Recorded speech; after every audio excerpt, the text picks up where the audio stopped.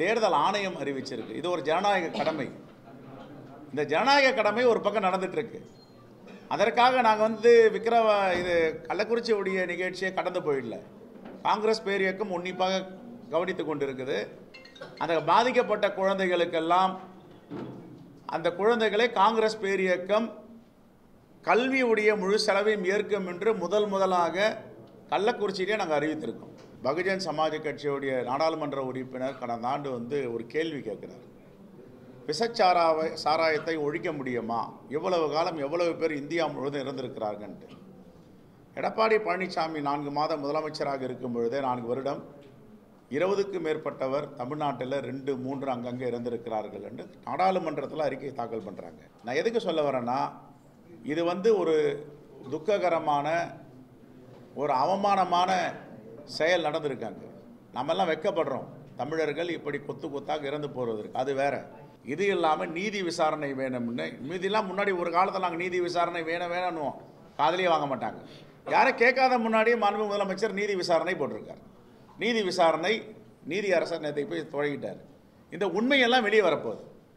திருப்பி சொல்கிறேன், இதை யாரும் கடந்து போக முடியாது. இதை யாரும் ஜஸ்டிஃபை பண்ண முடியாது.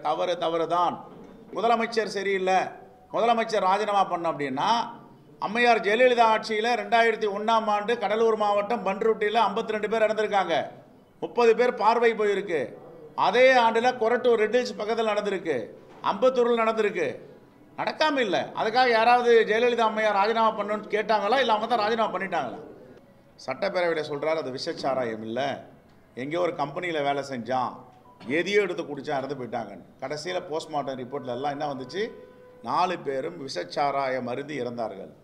பட் இது மாதிரிலாம் யாரும் இந்த ஆட்சியிலேயோ இந்த அரசியலையோ நாங்கள் ஒத்துக்கொள்ள மாட்டோம், ஓடி உலையில் அணுகுறாங்க. தவறு நடந்திருக்கு. அதை எப்படி இனிமேல் நடக்காமல் பார்த்துக்கணுன்றத ஒரு அணுகுமுறை இருக்குது. நான் என்ன சொல்கிறேன், ஒரு ஜனநாயக சக்திகளுக்கும் தன்னுடைய கடமை இருக்குது. இப்படிப்பட்ட அவமானங்கள் இனி வரும் காலையில் நடக்கக்கூடாது. யாரும் இதை ஏற்றுக்கொள்ள முடியும்? யாரும் ஏற்றுக்கொள்ள முடியாது. நேற்றுக்கு முதலமைச்சரை உருக்கமாக சொல்லியிருக்காரு, நடவடிக்கை எடுக்கப்படும், இரும்பு கரம் கொண்டு அடக்கப்படும், அது எவ்வளவு பெரியவராக இருந்தாலும் சட்டத்தை நிறுத்தப்படுன்றார். அதுக்கு மேலே என்ன பதில் வேணும்? அவரே வேதனையோடு தானே சொல்லியிருக்காரு. பாஜக ஆட்சியில் கடந்த 10 ஆண்டுகளாக எல்லாமே முறைகேடுகள் தான். முறைகேடு இல்லாமல் ஜனநாயக ரீதியாக எதுவும் நடக்கிறது இல்லை. அதில் இது ஒன்று. விக்கிரவாண்டி இடைத்தேர்தலுக்கு காங்கிரஸ் பேரியக்கத்தை சார்ந்த தலைவர்கள்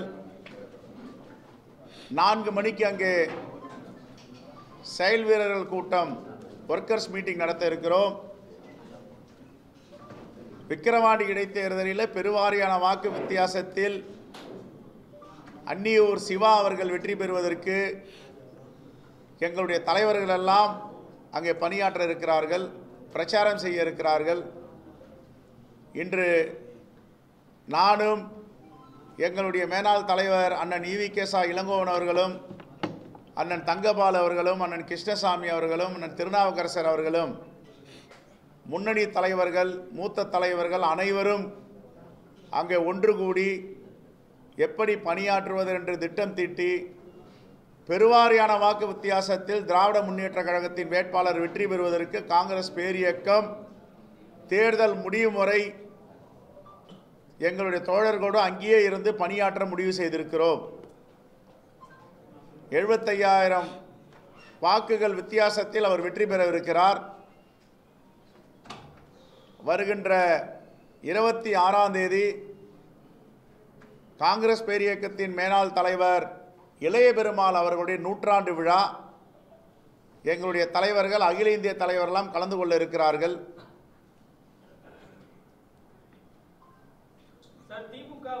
திமுகவுடன் காங்கிரஸ் 25 வருஷத்துக்கு ஒப்பந்தம் போட்டிருக்காருன்னு எடப்பாடி பழனிசாமி இன்று விமர்சனம் பண்ணியிருக்காரு. 25 வருஷம் இல்லை, 250 வருஷம் ஒப்பந்தம் போட்டாலும் தவறு இல்லைன்னு சொல்லுங்க அவர்கிட்ட.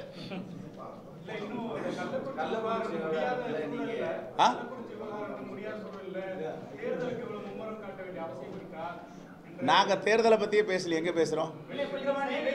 ஏங்க ஒரு நிமிஷம்.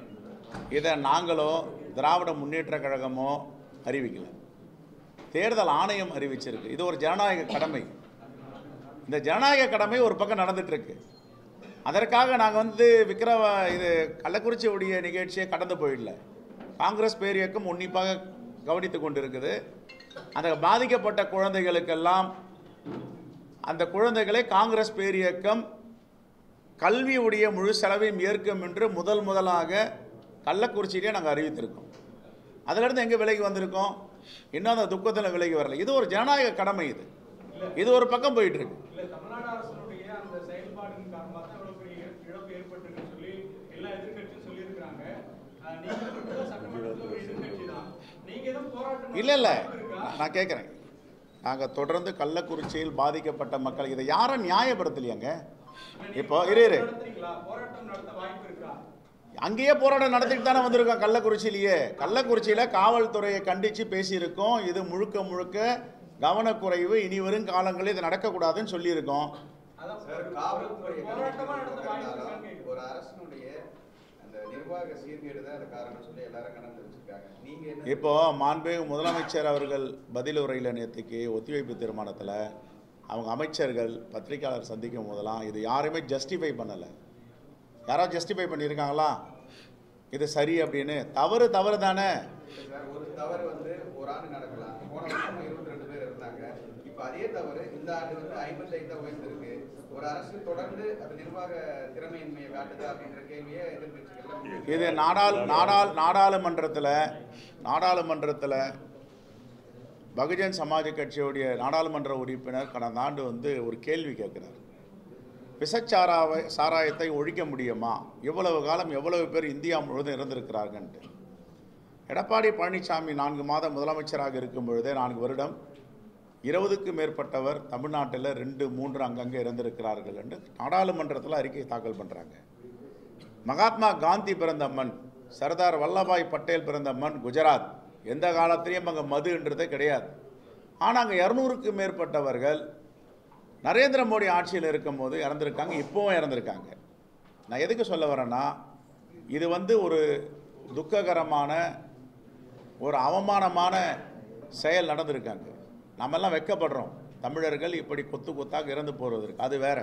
ஆனால் அதை வச்சு அரசியல் பண்ணி அரசு நிர்வாகம் சரியில்லை அப்படின்னா, அரசு நிர்வாகம் காவல்துறை கண்காணிப்பாளரை இடைநீக்கம் பண்ணியிருக்கு, துணை போலீஸ் சூப்பரண்டை இடைநீக்கம் பண்ணியிருக்கு, அந்த ஸ்டேஷன் ஆஃபீஸர் இன்ஸ்பெக்டரை இடைநீக்கம் பண்ணியிருக்கு, நடவடிக்கை எடுத்திருக்காங்க.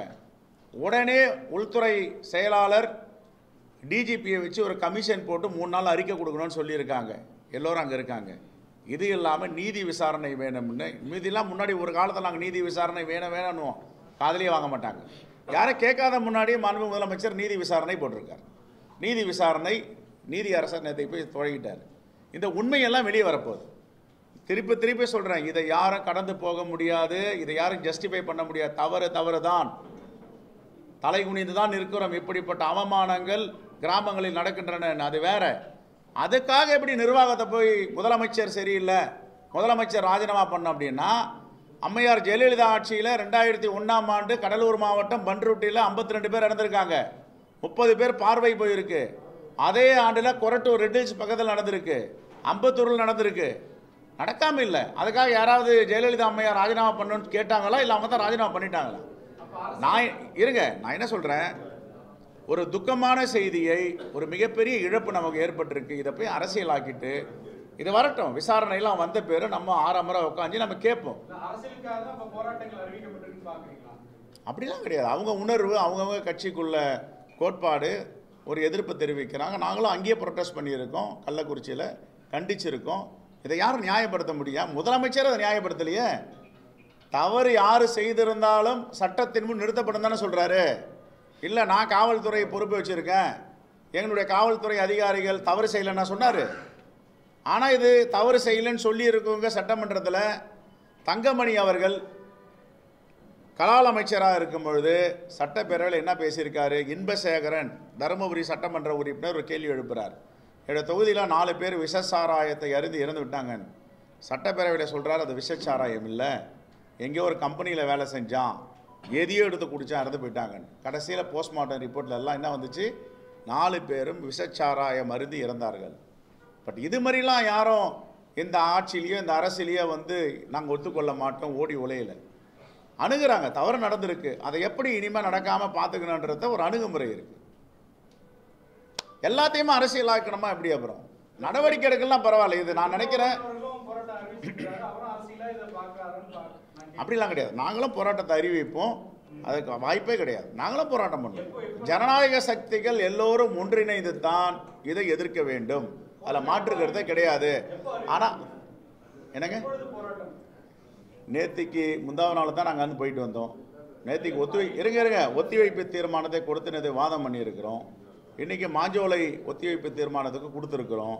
இந்த ப்ராசஸில் இருக்குது. இன்னும் ஒரு மணி நேரங்களில் தலைவரோட கலந்து யோசித்து அறிவிப்போம். அதில் மாற்று நேற்று நீட்டுத் தேர்வை பற்றி நீட்டுத் தேர்வுக்கு எதிராக ஆர்ப்பாட்டம் அறிவிச்சிருக்கோம். நான் என்ன சொல்கிறேன், ஒரு ஜனநாயக சக்திகளுக்கும் தன்னுடைய கடமை இருக்குது. இப்படிப்பட்ட அவமானங்கள் இனி வரும் காலையில் நடக்கக்கூடாது. யாரும் இதை ஏற்றுக்கொள்ள முடியும்? யாரும் ஏற்றுக்கொள்ள முடியாது. நேற்றுக்கு முதலமைச்சரை உருக்கமாக சொல்லியிருக்காரு, நடவடிக்கை எடுக்கப்படும், இரும்பு கரம் கொண்டு அடக்கப்படும், அது எவ்வளவு பெரியவராக இருந்தாலும் சட்டத்தை நிறுத்தப்படும்ன்றார். அதுக்கு மேலே என்ன பதில் வேணும்? அவரே வேதனையோடு தானே சொல்லியிருக்காரு. சார், கடந்த 10 ஆண்டுல காவல்துறை காவிமயமானதுனால தான் இது மாதிரி பிஜேபிக்கு ஆதரவா இது மாதிரி நிகழ்வுகள் நடக்குது சில சமூக வலைதளங்கள்ல வெளியிடுறாங்க. அது காவல்துறை காவிமயமாக்கிறதை எப்படி அனுமதிக்க முடியும்? அதெல்லாம் ஒருபோதும் அனுமதிக்க முடியாது. Right, thank you. இந்த நெட்டை முடிவு முறைகேடு நடந்ததா ரத்து பண்ணியிருக்காங்க சார். அதே மாதிரி இப்போ சிஎஸ்ஐஆர் அந்த யூஜிசி பாஜக ஆட்சியில் கடந்த 10 ஆண்டுகளாக எல்லாமே முறைகேடுகள் தான். முறைகேடு இல்லாமல் ஜனநாயக ரீதியாக எதுவும் நடக்கிறது இல்லை. அதில் இது ஒன்று. தேங்க்யூ.